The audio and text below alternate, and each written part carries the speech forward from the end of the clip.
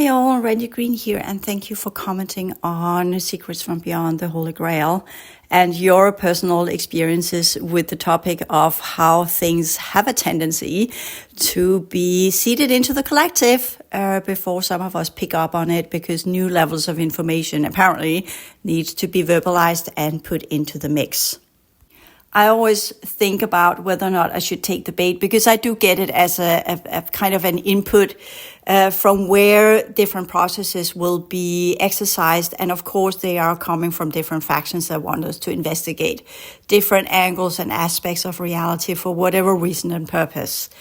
For this one, it was, of course, I know I tapped into a lot of information there.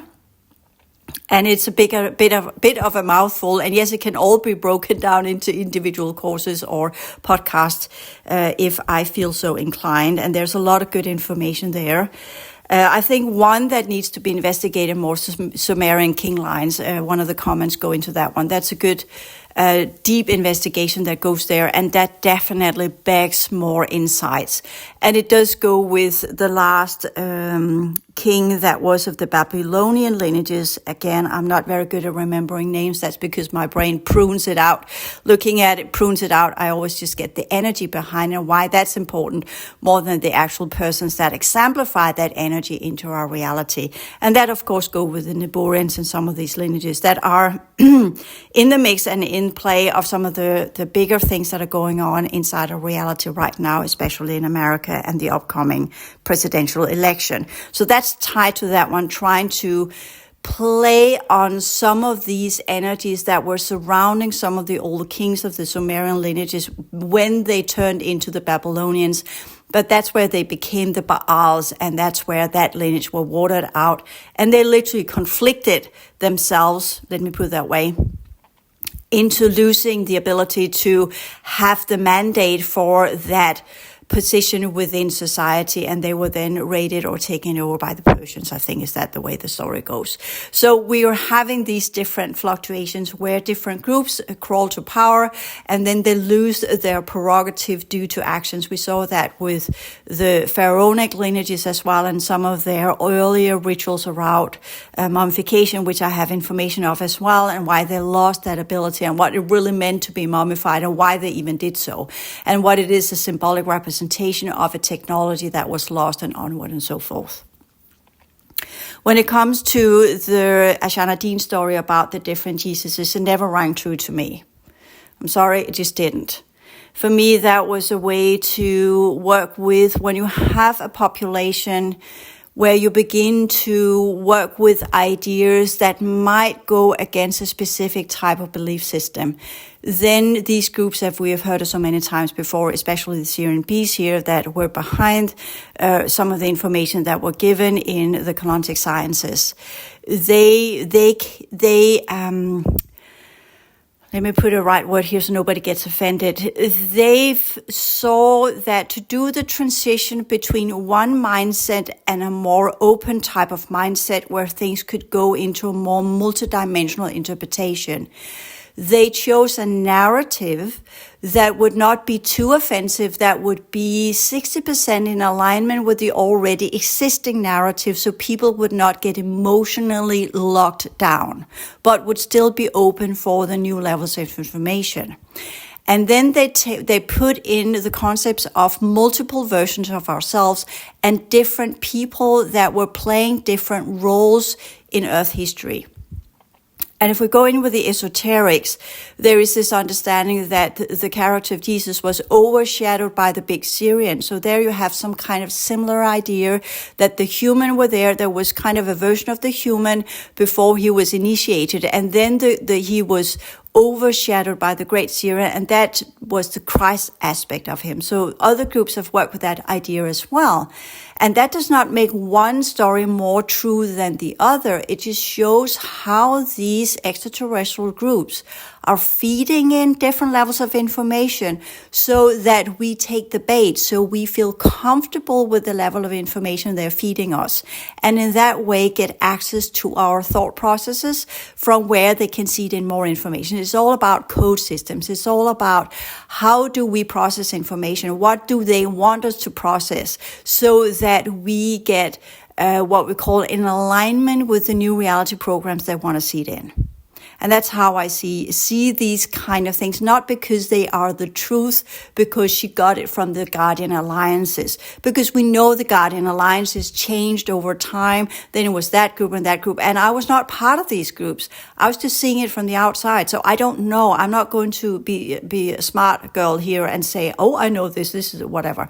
But that's what I got from it. And that could be completely wrong. And I'm not trying to stir up some kind of big argument defending or go against, pro and against, and create all sorts of separatistic ideas of who's better and who's not. I'm just saying when it comes to that idea, and that's why I didn't buy into it, it felt wrong. It did not resonate, and I did get that information. We have engineered this in a way so that people would remain open for the new ideas. And yes, there are different timelines where we have different aspects of ourselves, and there are different simulations, but there's always a main timeline where we have the main body. But as I said, I don't know, and I'm not claiming to know, and I'm not going in and say, oh, this was given to me by this or whatever faction, and by that is the other and a completely truth, which that information that were given in that period between 2000 and 2012 had that kind of say, as this is the ultimate truth, which many that have followed that have given off the energy and the radiation of that this is the uttermost truth, as worshipping more than actually contemplating upon it, asking questions to it, going in and investigate. Is it just a kind of a process of information that is needed for a specific process of expansion of who and what we are as human beings, and then it would be there for a period of time, and then it would cease to be there, which we know she was only to be a speaker for 12 years, and that's it, and it ended in 2012. So again, with that understanding, and then when that ends, there's a purpose for that teaching to cease to be the prominent teachings, and other teachings will then come. But humans have this, they are not prone for the flexibility knowledge. They would like to, the majority of humans that are doing this work, they would like to say, I have found the Holy Grail, I have found the level of information, and I'll stick to that, because that makes me feel good, that makes me feel comfortable, that makes me feel that what I spent 12 years on, invested a lot of money in, that is the utter truth, and I have not wasted my time. I have not put in money in something that potentially led to nothing, as we're seeing with other levels of information. And we could ask, why does it lead to nothing? And that's the big question I've asked. Why does all of these brilliant techniques lead to nothing? And that's what I got from the Klondike Sciences, was that they had all of this brilliance, all of these deep, insightful levels of information, much more complex than we have had before. And why did it just end up in that big May charade where we had all of these revelations that literally tore apart the group? And everybody who was part there, they will have their own explanations. The only thing I can say, I got the intel before, that is that now that's going to be shut down. And that was the intel I got. And we could say, was it done deliberately? Was it done internally? Or was it similar to the ancient groups that we have had over the course of time, spiritual groups, where they work for a while, but due to the lack of understanding of how to clear energy, the distortion just rises within the group dynamics, and eventually to entropy and decay and collapse, like any other civilization. Because whenever we create a group, we create a mini civilization. I know this is probably going to offend some people, and I do apologize for that. But it's whenever I come up with something, there is always these people that are listening to my material that feel the need to justify that material and put it in. And I know I do mention it, but I also do mention Alice A. Bailey. I also do mention Blavatsky. I also mention Rudolf Steiner. I also mention a lot of other prominent figures that have been there, done their piece, and then ceased to be there, and their teachings have been forgotten. And there are always the new that come in and rebrand it and say, we have got the answers, and then they are the answers for a time being, and then they subside, and then other answers come. And that is with what we could say, the only thing that Blavatsky really said about the age-less wisdom is that it pops up here and they take different forms and change according to what people need to hear in that time and era that they are in. And that is how, for me, that's most important with all of these teachings, not to say that one is more true than the other and then begin a debate and create dichotomy and separation and the human mindset of this is more important than the other, but going in and say, okay, what is it that they wanted to show us that we needed to undo as a crystallization? Where do we need to become more flexible? What is it that we need to develop with these teachings? What are they showing us of consciousness capacities that we can dive into? And once we have then understood that process, then we let it go. We don't cling on to it and say, this is the ultimate truth. We say that was a truth for a time being, like science do as well. This is a theory. This is how we think it works. And then work with it for that time being and then let it go. And then eventually something else will come up, or we will have gained insights by working with that material that either tells us this is not us or this is us, all depending on our gene code sequences and who and what we are and where we come from.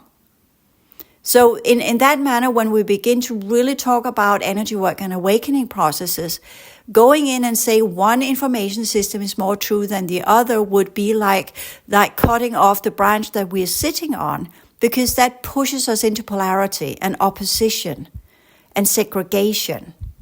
And then it just becomes another religious belief system and not a process of expansion and progression and how we learn to work with energy and how we learn to work with information.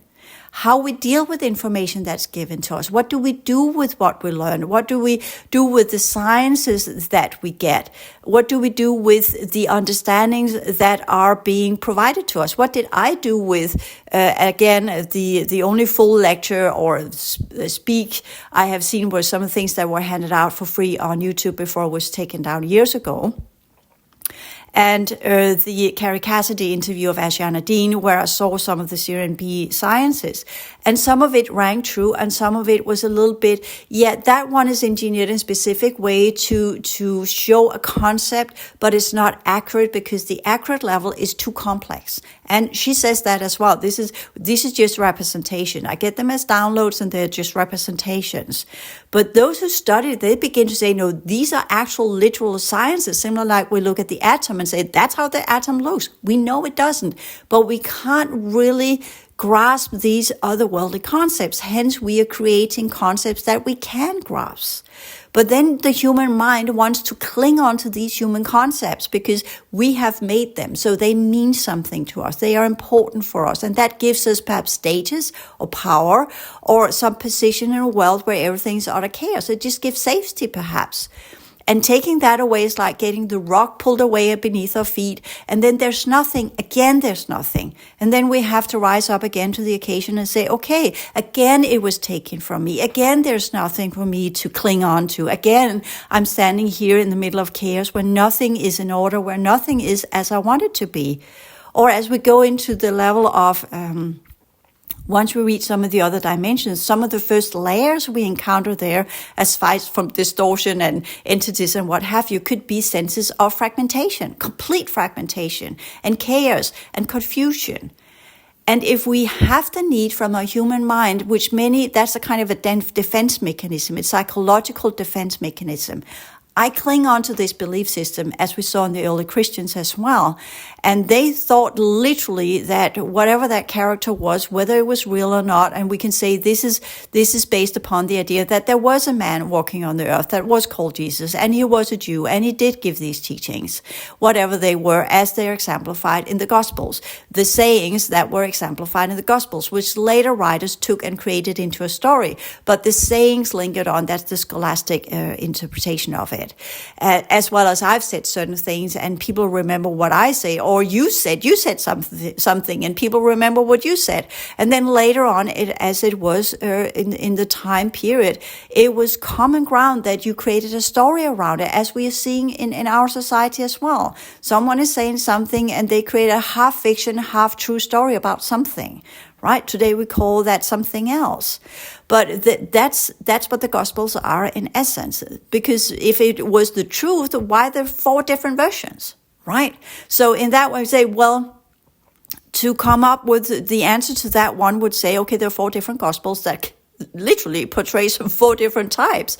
So the easy thing would be to come up with a story which the Syrian beast did. Oh, that was because there were 4 different. There were Jesus D6 and Jesus D12 and the physical Jesus that got crucified, or whatever the story was. That would make it easy to understand, oh, that's why there are 4 different gospels. And then that would solve that insecurity and that doubt and that questioning to the material, giving the answer. So the questioning would be taken out of the equation.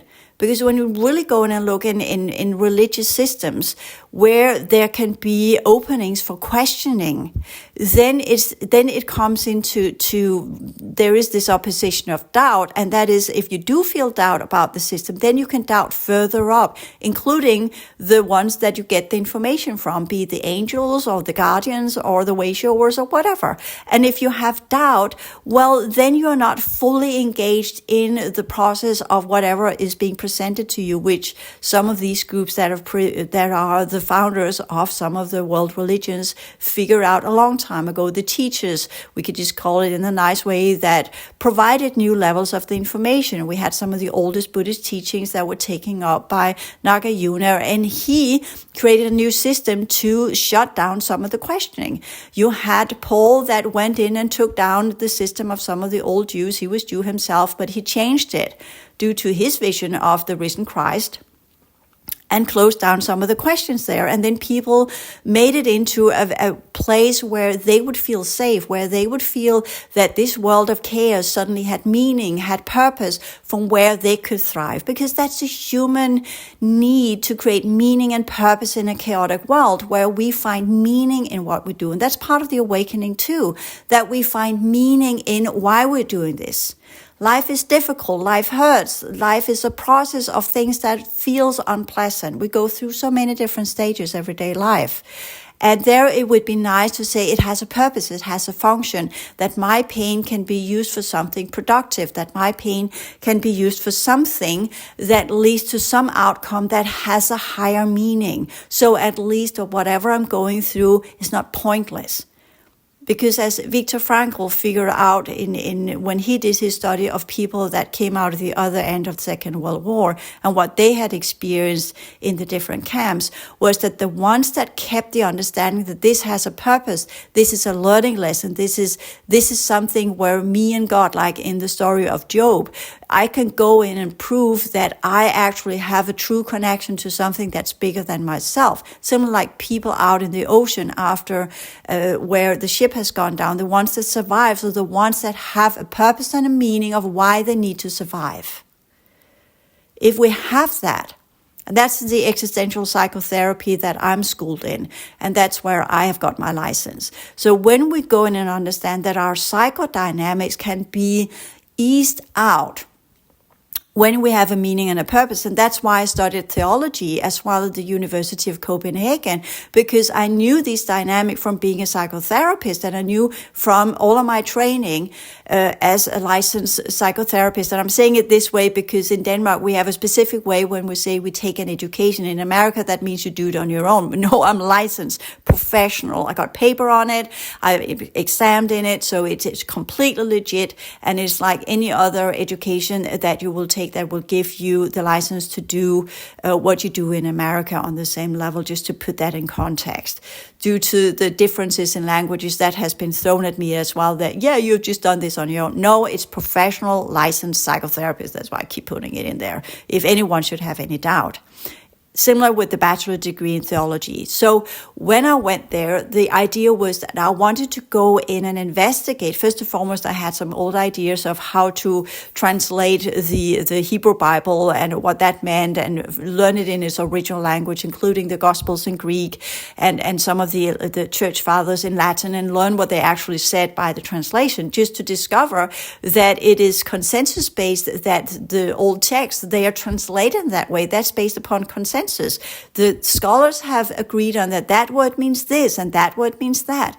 When we know, for instance, in ancient Greek, that one word could have many different meanings. St. Paul, he played with the words. He put in suffixes and prefixes to the word to change the difference. Similar, when you go with Hebrew, you have the root of the word that means many different things, including the name Jesus. It's the root of meaning containing something. So is that the Holy Grail in itself? That's another angle. So that goes with that name. So was his real name even that, or was his actually a different name? Was that made up for the Gospel so it would show that he was containing the Word of God, as we see it in the Gospel of John? Or was it that he was containing the lineage of Noah, being the truthful king, going to the Baals, going to Chaldea, and the different lineages there? I have a vision of the young Jesus being taught by the magicians of Chaldea in some catacombs under the Temple of Jerusalem, where they were showing him magical things with fire. Is that a true one, or is that some kind of secret information? I don't know. And seeing this whole vision of him leaving his family, he was married, he left it behind, leaving and going out because he was called to do whatever. And there he got this infusion and changed into something else, and onward and so forth. We all have our different visions regarding this. But what I do with that information is I said, that's very interesting, but could be an interception. I'm not going to go out and say, I know this because I've seen it in a vision, or as St. Paul did when he had the vision of Jesus and was struck blind for 3 days, and that made him a missionary and believing he knew the truth.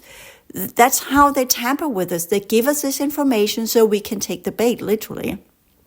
So for me, when we talk about these things, and for you that are commenting here, and you say, well, I thought it meant that, or I've studied it and it meant that, or that person said it meant that, or whatever, let's just say, well, we don't know, do we?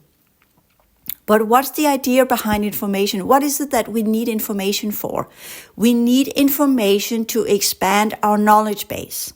The more we know, the better we are at asking questions. But also, the more we know, we have a tendency to get very rigid and stop asking questions. So that's the conundrum. That's the catch-22. How do we gain enormous amount of information and keep ourselves fluently, investigatively in all the things that we engage in? So we don't use the human concept of meaning and purpose and safety and comfort zone and positioning ourselves in a chaotic world, but instead learning to say this world is chaotic. This life can be joyful, but it can also be very unpleasant. How do we stay balanced in both? How do we learn to process information, investigate it as if it's something new every time we encounter something? And at the same time, understand that the information in itself is a code system. Information in itself is a process of learning. Information in itself is something we can use to develop our neural network. When we develop our neural network, we develop the electrochemical processes of our body. And what does that do to our cells? How does knowledge play into the developmental processes of our cells?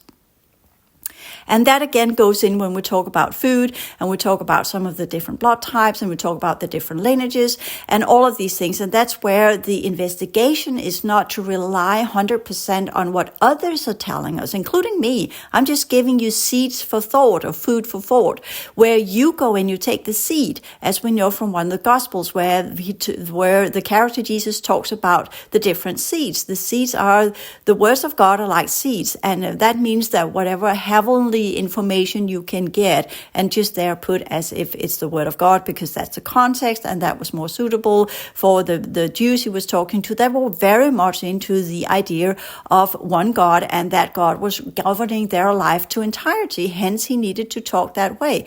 If he would have talked in a more modern language today, where within a group in Denmark, for instance, he would have said things completely different. Everything is contextual, and St. Paul also discovered that when he was talking to the Greek, he used Greek metaphors, and he was speaking in a language they understood. Politicians today, they do the same thing. They target their group they are talking to, and they create a narrative that fits the group they are talking to, so that group understands the message that they want to bring about. So what is the message? What is the message of the Kalontics? They were telling us there are multi-dimensions from where we can grow into expanded awareness in these different dimensions. How do we do that? That depends on the gene code. They gave some very important information that is more important than the narrative of whom and whatever was going on. But that was made so because you were talking to a very religiously founded group that already had their mindset culturally in being in the country of God himself and being the proponents of that idea that that country was special. And that country, as we also see it from the Mormons and other religious groups that had the ones that went to America, they were supposed to, as we know from Blavatsky, to seed the sixth root race. So that's some of the things that are important when we go in. Why are these groups there? Why have they targeted America? Because that's what we could say, the agenda that was seeded in by Blavatsky. Was it true? We don't know. Was it something she was told or she came up with and that made her go to America? Was that an excuse that made her go to America from Russia? Similar like Alice A. Bailey also went to America because she had the same idea. Was that something that was given? Is that something to elevate the American people to be the last nation of humans on earth, so to speak, that goes with the pioneer spirit when they left from Europe, a kind of spill over what they were given? I've seen some of my visions when I was in America, some of the ones that were a part of Mayflower, what they were told they would begin to seed a complete new type of human civilization, and that's why they went there. They went there with that conviction, and that is part of the subcultural tendencies that are floating around in America to this day. And if that's the case,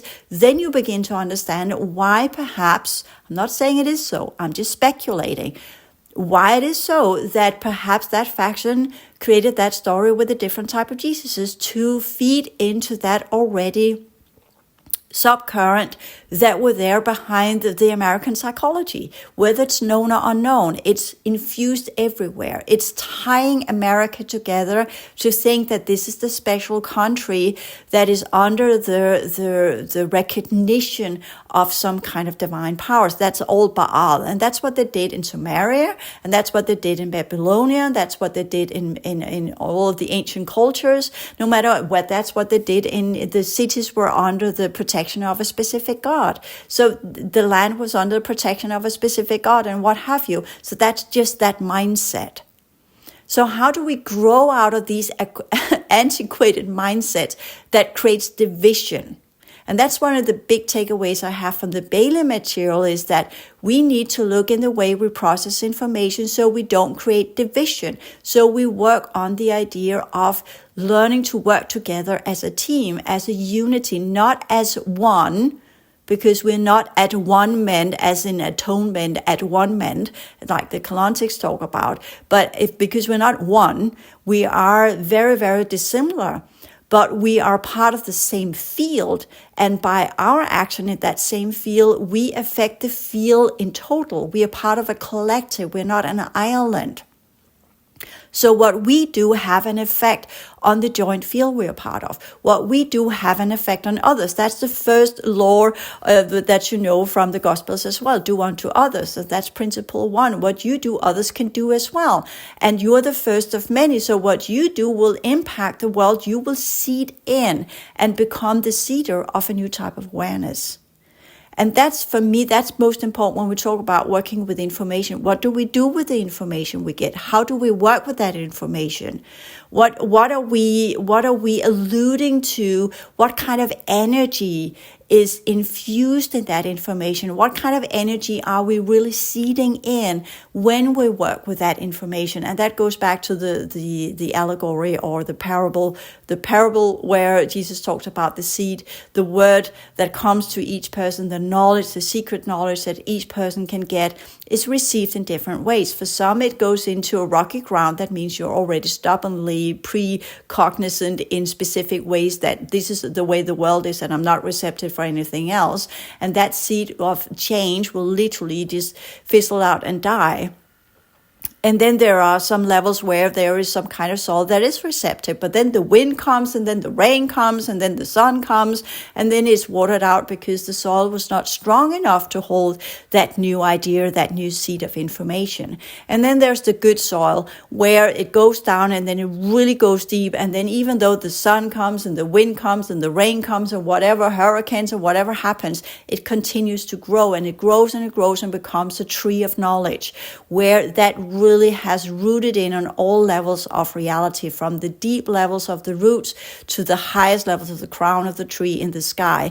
And that's the passage, as we know from shamanic teachings and Yggdrasil and the tree of life and the center of the earth and all of the religions that talk about that the center point of where the ones that really climbs to the elevation processes, they know how to go deep and they know how to go high, and they typically use either a ladder or they use the tree of life or whatever it is, all of these allegories that alludes to the same concept.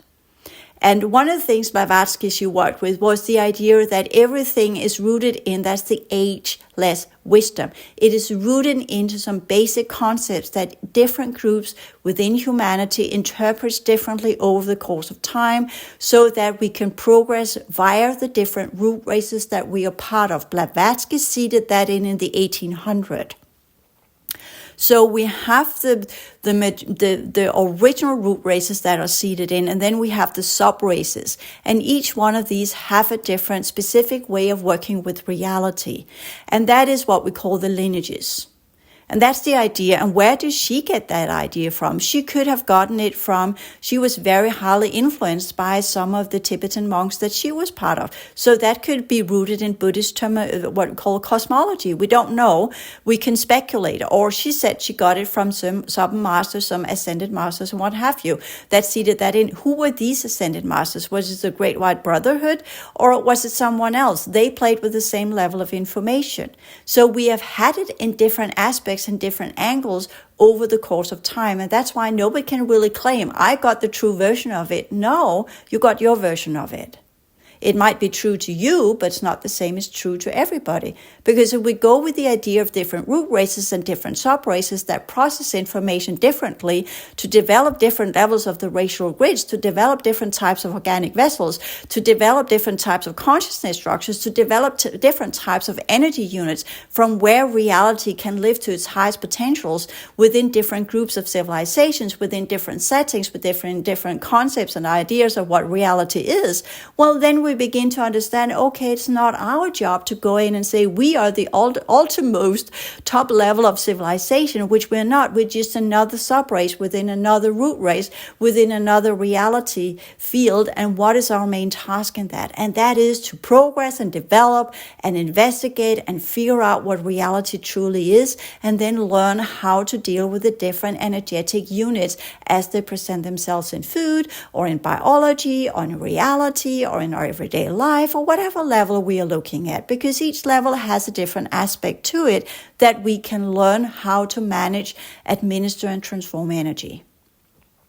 So for me, that's the takeaway of the teachings. When I look in, I say, what is the main idea here that is important for the progressive transformational dynamics? More than to elevate my ego structure in some kind of argument where I can go in and say this or that or whatever, or he or she said so, and by that, that's the truth, and then start thought processes or threats or comments beneath a video where then it, instead of being a process of exploring information, leading to transformational processes that leads to progression of our consciousness, where we learn to work together and figure out what's the key points in this, what is important here, what is the takeaway so we can learn to work as a team.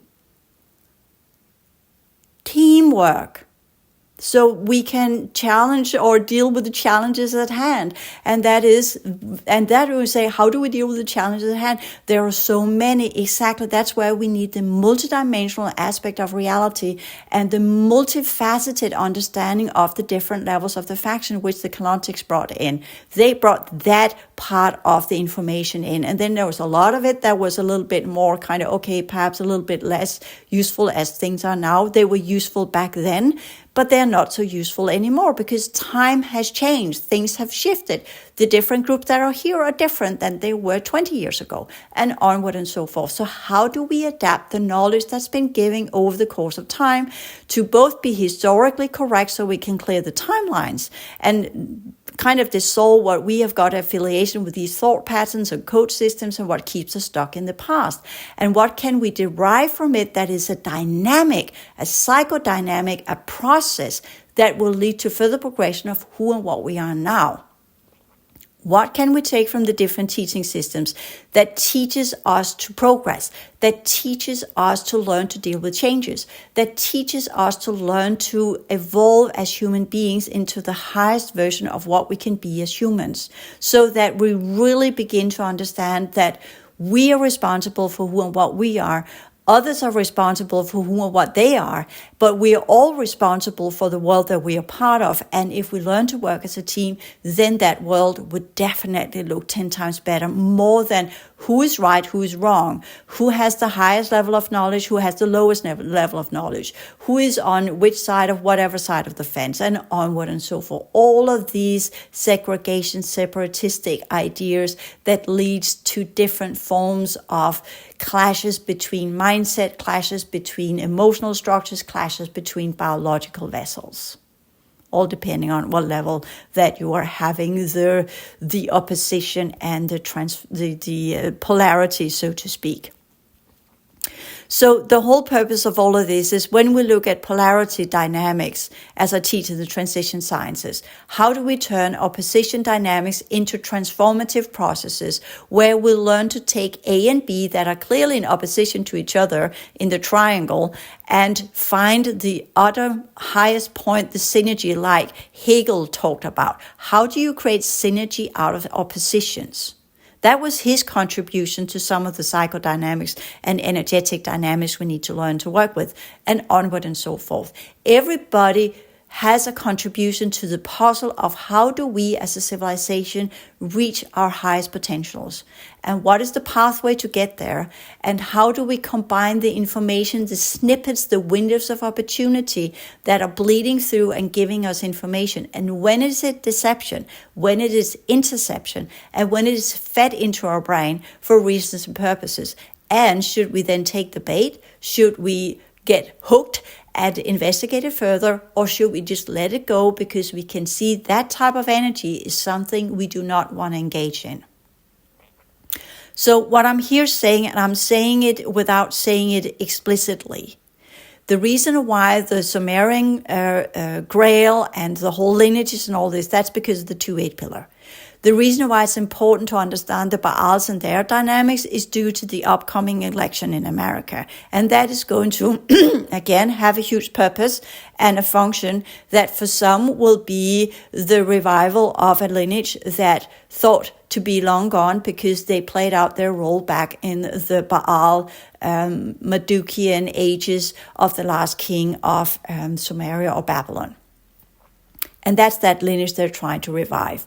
But is it really the lineage or just the bloodline that is in play? Because whatever is surrounding that bloodline, is it conducive for the world that we have now? What will that actually bring to the surface when we think about what the 2-8 pillar actually is about and the clearing of the lineages of the civilizations? And that's why that collective information will begin to being seeded into humanity. What is it that we need to get when we clear the lineages and the root races, and what level of information has been given there, and what is our job to do here? What is that we're supposed to learn within these different root races? Why were they even seeded in? And yes, I know the Kalontics also come with an idea of what that is, and some of these ideas are also productive, but not the true angle. There are many angles. Reality is a pattern of information.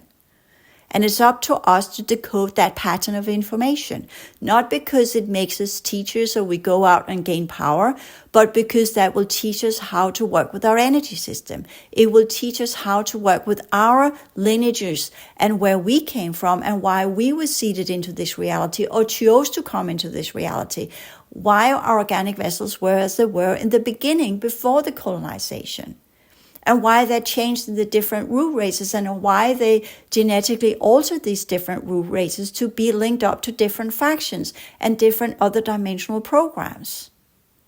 For me, that's the takeaway, more than anything else, that whatever we are is connected to different levels of reality, and that's what we need to learn to master.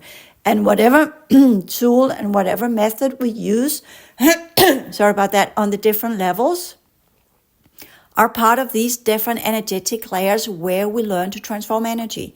And I'll talk about this in the transition science courses with the transformative energy system, including the advanced course on nutrition and the advanced course of the rotundum, as well as the advanced clearing work. Some of these ideas of how we actually then do it, because here I'm just sitting in the ideas of it can be done, but then the question is, how do we do it? And that's in the whole academy course material. And yes, there you will say, well, that's the sciences behind, Randy. It's not the actual implementation. Well, let us just say I'm showing you a recipe on how to bake a cake. I'm showing you these are the ingredients, this is how it should become, and this is the way you do it. But you have to put out the things of the cupboard, you have to take out the ingredients, and you have to take out the bowl, and you have to take out the whisker, and you have to put the cake together. Nobody can teach you that. Only you, by doing it, you can get the sciences, you can get the recipe, you can get the ingredients, what is needed, but it's up to you to find the ingredients, it's up to you to actually bake the cake, and it's up to you to complete what is needed in that cake. It is up to you to put it together and turn it into a cake. And then, of course, you can eat it. That will be your benefit from your hard work there. The same with the sciences of any forms of activation and awakening process. So that would be my little response to some of the comments that have been there already. And thank you again for giving this input that pushes me a little bit to elaborate more on the information. And with that one, I will say thank you for chiming in one more time, and until next time. Again, I know I'm very adamant when I talk about these things, but I feel the importance of it, and that's all you hear in my voice. I know things can be delivered in many different ways. This is my way of doing things, and you will do it your way. Come on, find your way to do it, and figure out how you can join the field of all of us that are trying to change the world into a better place. Thank you.